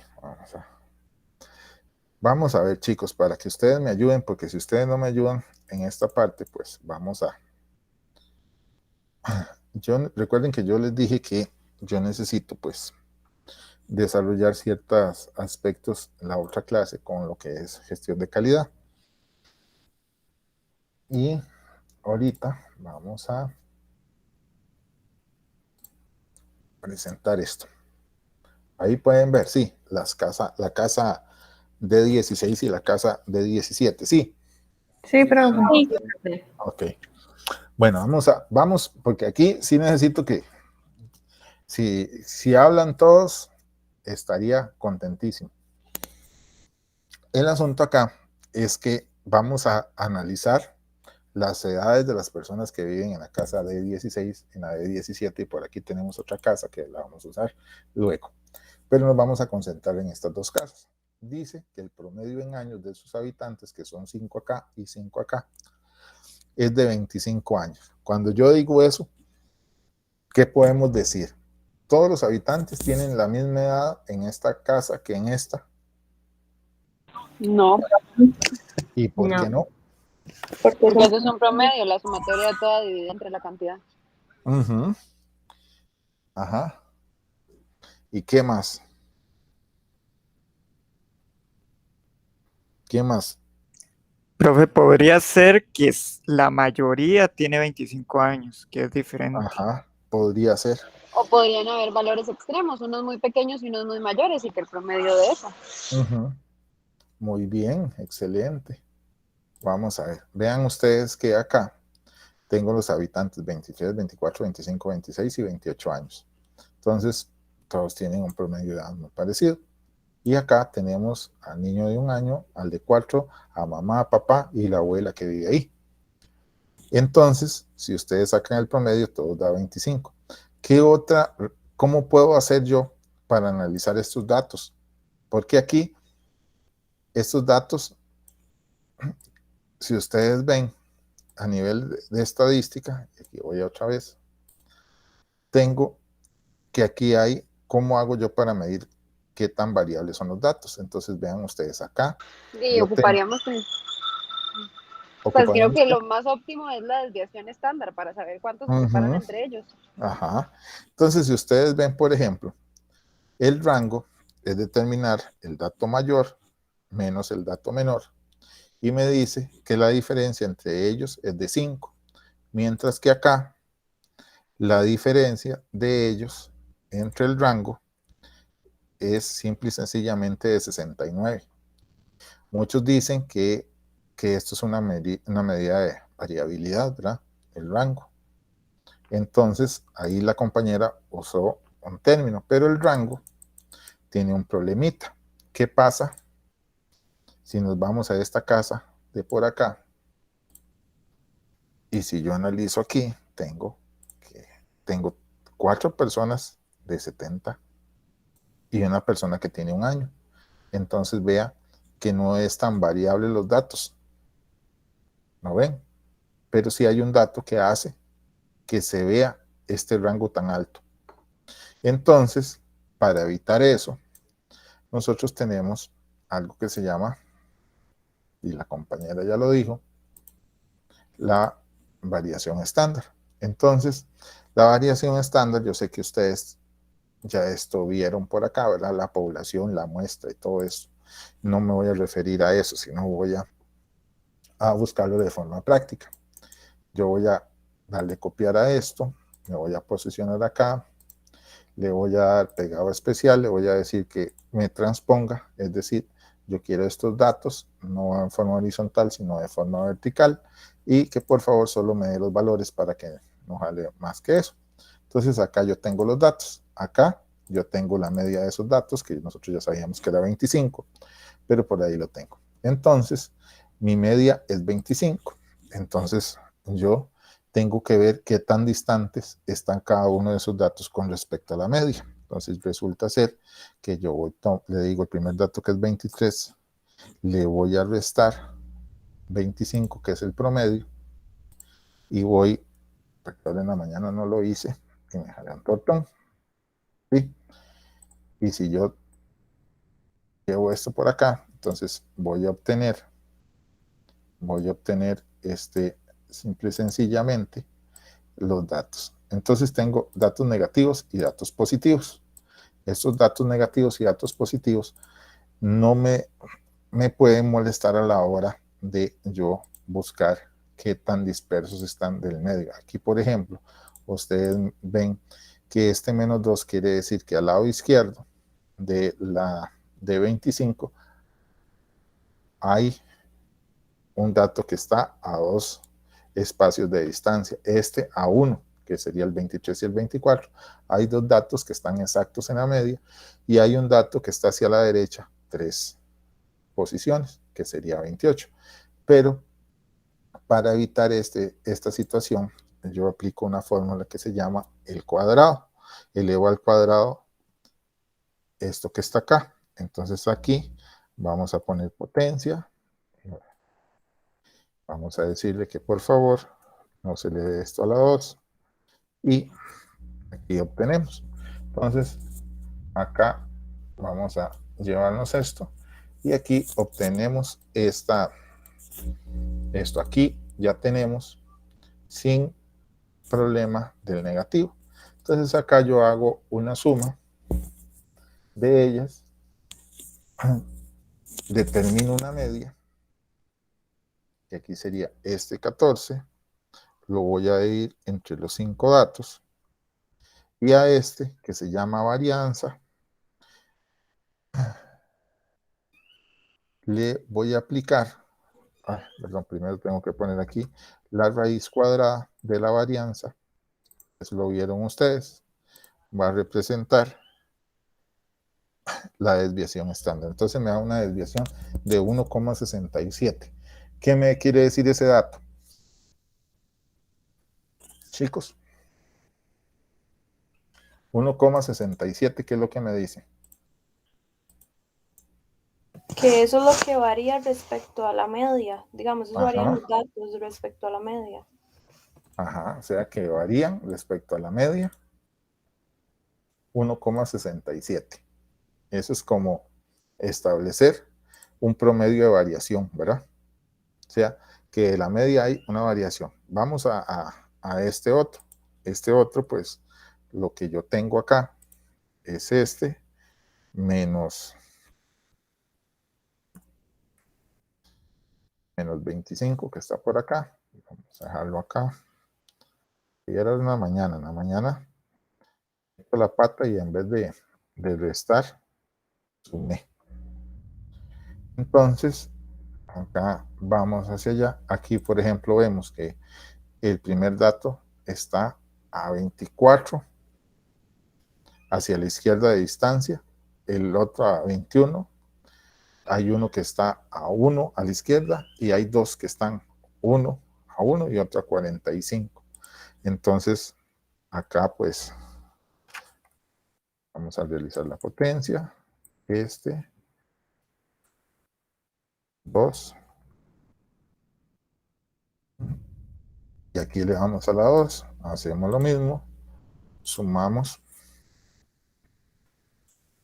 Sacamos un promedio.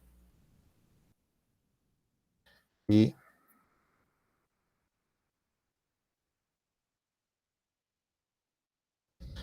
acá la desviación estándar es de 24. Entonces, aquí, ¿qué podemos decir al ver la desviación estándar? Comparando esta con esta.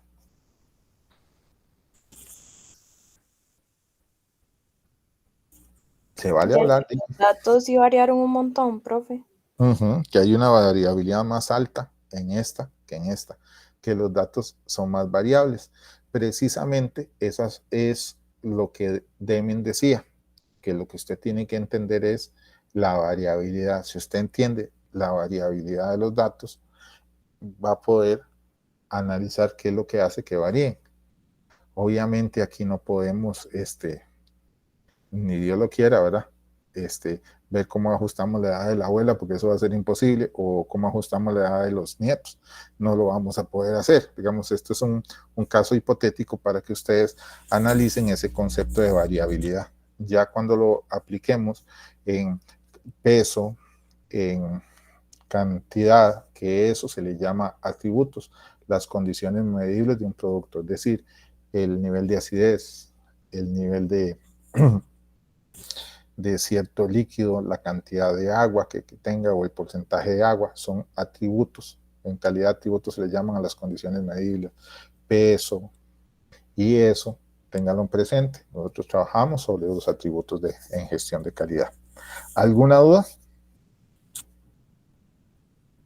¿Aún siguen despiertos? ¿Sí? Bueno, entonces... Sí, profe, todo claro. Ok, en la mañana me dijeron, hasta ahora entiendo yo para qué es la desviación estándar, qué fácil la sacó, pero bueno, no sé, pero todo eso tiene fórmulas y esas fórmulas, pues ustedes saben que vamos a ver qué es lo que vamos a desarrollar y hacer la próxima clase. Ahorita voy a permitirme pasar lista, entonces voy a empezar. Jorge Anchía. Presente. Muy bien. Adrián Aragón. Presente. Fabiola Araya. Presente. Bien. Mari Arrieta. Presente. Dani Bolaños. Dani Bolaños. Profe, le puso en el chat. Ah, ok, perfecto. Es que ahorita no puedo ver el chat, entonces tengo Itzel Brenes. Presente. Itzel. Ah, muy bien. Ashley Calvo. Presente. Ashley. Presente. Alfonso. Ok, muy bien. Alfonso Camacho. Presente. Muy bien. Yesenia Cano. Presente. Bien. Valerie Cavallini. Presente. José Chavarría. Muy bien. Byron Chávez. Byron. Byron no está por ahí. Okay. Jimena. Presente, profe. Okay. Josías. Presente. Okay. María Cuadra. María Cuadra. No está María. Oshlin Delgado. Presente. Okay. Nicole Gattens. Presente. Roxini Guevara. Presente. Lady Loaiziga. Lady. No está. Profe, es que me puso un mensaje que tenía problemas con el internet ahí, profe. Ok. Jafet Lowe. Presente, profe. Muy bien. Samuel. Presente, profe. Perfecto, Samuel. Kimberly Mata. Presente, profe. Andrea Mena. Presente, profe. Estaba hablando con Byron y me dice que tuvo problemas de internet y se le cayó la llamada por si acaso. Ok, muy bien. Fabiana Mendoza. Presente. Sofía Muñoz. Presente, profe. María Olarte. Presente, profe. Valeria Peña. Presente, profe. Alvin Porras. Alvin. Fabiola Quiroz Alfaro. Quiroz Alfaro. Bueno, parece que no está. Y Fabiola Quiroz Novoa. Presente. Bien. Kenzie Ramírez. Presente, profe. Raquel Ramírez. Presente, profe. Warner Rivera. Presente, profe. Sebastián Rivera. Presente, profe. Johan Rojas. Presente, profe. Josué Sojo. Presente, profe. Anthony Maña. Presente. Gabriel Villalobos. Presente, profe. Muy bien, chicos. Entonces, no sé si tienen alguna duda, consulta. Ya estaríamos Profe, yo por hoy. tengo Sí. una duda. Ajá, dígame. El ejemplo ahorita, suponiendo que son todos los habitantes de la casa, se usó la población, pero si fuera otro ejercicio y nos hablaran de una muestra y usted en el examen pide esa tablita, ¿cómo se resolvería así de forma, O sea, vea, digamos, a pie, pero para una muestra? Ok, Jimena, vea, voy a explicarte. Eso que yo hice es simple y sencillamente para medir cómo andan ustedes de conceptos de estadística. Lo que nosotros vamos a ver es aplicar esas herramientas en casos puntuales y prácticos de medición de atributos, o sea, de circunstancias medibles. Es decir, vamos a ver los pesos, por decir algo, de cereal, en cajas de cereal. Entonces yo ahí les voy a mostrar la fórmula, les voy a mostrar por qué sale esa fórmula, por qué tenemos que usar análisis de rangos, por qué tenemos que usar histogramas, por qué tenemos que usar diagramas de Pareto, por qué tenemos que usar gráficas de control, variables de dispersión. hay un montón de herramientas, o sea, eso, no se preocupe por eso, porque en realidad lo que va a salir en el examen, que yo sé que se les preocupa mucho ahorita, es las herramientas que vamos a ver. Yo lo que quería era escuchar, que ustedes me dijeran desviación estándar, que entendieran para qué sirve la desviación estándar, porque eso es lo que vamos a empezar a ver la próxima semana. De ese no se preocupe. Ok, profe, gracias. Ok, con gusto. No sé si tienen alguna otra consulta. Si no, estaríamos chicos y chicas por hoy y nos veríamos el próximo miércoles. El próximo miércoles espero que no, espero no, va a ser como una práctica, va a ser práctico, un poquito más movible. Vamos a hacer las cosas bien despacio para ir aprendiendo herramientas para el control de calidad. Profe, No yo sé. tengo una pregunta. Sí, claro. Para esta semana no va a haber tarea. Para esta semana no hay tarea. Los estoy dejando descansar. Ya para la próxima ya el asunto cambia. Ok, profe, y tengo otra pregunta. Para Ajá. los resultados de la primera prueba.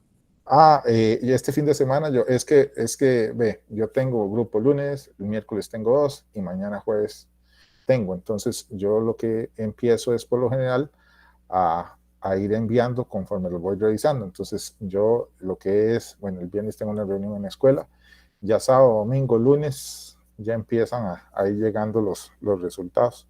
Ya para la otra semana usted ya va a tener el examen. Ok, listo, profe, muchas gracias. Muy bien, hasta luego. con gusto. Muy bien, que estén bien, hasta luego. Hasta luego. Profe, yo le puedo hacer una pregunta. Hasta luego. Hasta luego, que estén bien. Sí, claro. Es del avance que tenemos que Muy bien. presentar más adelante en octubre. Muy bien, perfecto. Voy a proyectarle un momentito para hacerle la consulta. Uh-huh.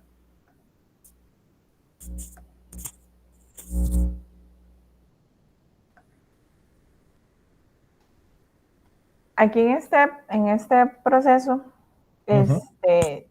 si el producto nuestro, si la materia prima no pasa este filtro, digamos, si no está en buen estado, se rechaza. Ajá. Ahí tendría que ir un fin. ¿Verdad? Sí, correcto. Solo quería confirmar esto. Es que una de las compañeras dijo, solamente puede haber un inicio y un fin, pero entonces, si aquí se rechaza esa materia prima, no la puedo volver a ningún lado porque no la puedo utilizar. Entonces sí o sí tiene que finalizar ahí el proceso para esa materia. Ok. Sí, usted puede utilizar una línea que vaya directo al fin o poner otro fin acá, como le quede más fácil.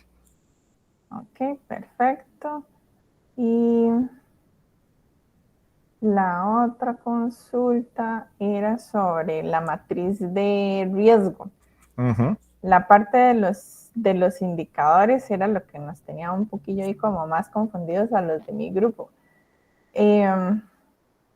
Digamos, yo puedo decir que un indicador, digamos, si tengo una fuga de agua en alguna parte de la planta, un indicador es que tuve 3 inundaciones en la planta de producción en un mes. Digamos, eso es algo que no debe ser. En realidad, el indicador es un análisis que me permita a mí establecer que ese efecto que yo no quiero no se esté generando. Por ejemplo, algo que puedo poner que es similar a lo que usted me está preguntando es, para mí, accidentes en el trabajo es algo que no debe ser. Entonces, yo instituí una serie de capacitaciones, establecimos zapatos de seguridad, arnés, modificamos la pintura en el piso para que no se resbale, etcétera, etcétera. Entonces, llevamos número de días sin accidentes. Eso es un indicador. Entonces, más bien sería el contrario. Número de días sin inundaciones, si es un área de inundaciones. Ok, y luego, en el avance tenemos que indicarle también un nombre de una persona o podemos dejarlo más general a cargo de un departamento. Lo pueden dejar más general. Ok. Y respecto al cronograma, también puede ser general. ¿Hablamos de meses o quiere más específico? No, puede ser de meses. No hay problema en eso. Okay. Esas eran las consultas. Muchísimas gracias, con profe. gusto. Chao. Muy bien, chicos, que estén bien. Hasta luego. Profe, Sí. disculpe, es que en la tarea 3, sobre la EBPM, me salió que usted me la revisó y sale con un 0, pero yo la he hecho por Ok. el compañero Andrés Aragón, entonces ahí en el documento están los dos nombres. Espérese, Jafet, ya que usted me está diciendo eso, voy a ingresar al aula virtual de una vez para ver eso y ver la corrección. Porque después se me olvida y queda eso ahí y eso no es bueno. Ok, profe. Dame un segundo.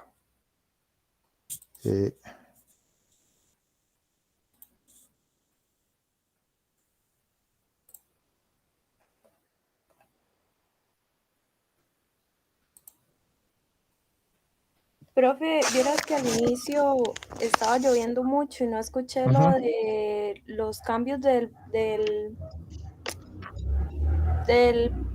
programa. ¿Hay algo para la siguiente semana que lo cambiara así de repente? No. Nada más era que íbamos a ver primero la historia.